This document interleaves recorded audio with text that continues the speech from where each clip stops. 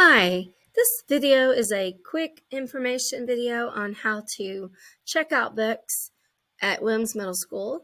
First, and these are like, obviously if you go to the library, you can check out books from the library from Mrs. Knight.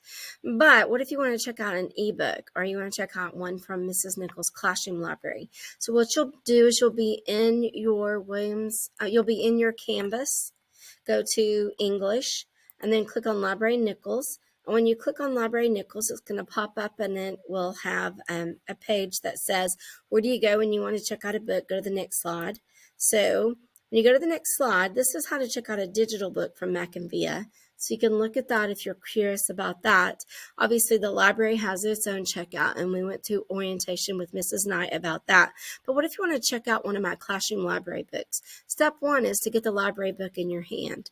And then we will be logging into this website called Fallette. So I'm going to click on that. And when you are in Fallette, one thing to be aware of as that's opening is here is a reminder of how to check out a book.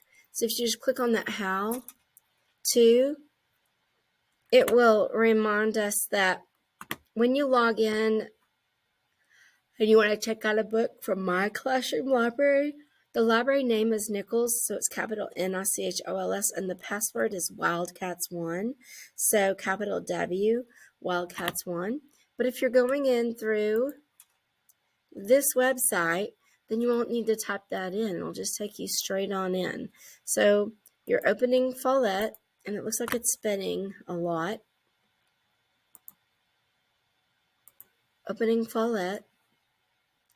And you're going to open Student Kiosk, and then Nichols, and then so when you have Nichols, you have to put in the password, which is Wildcats with a capital W, and then ILDCATS, all one word, and then the number 1. So that's capital W,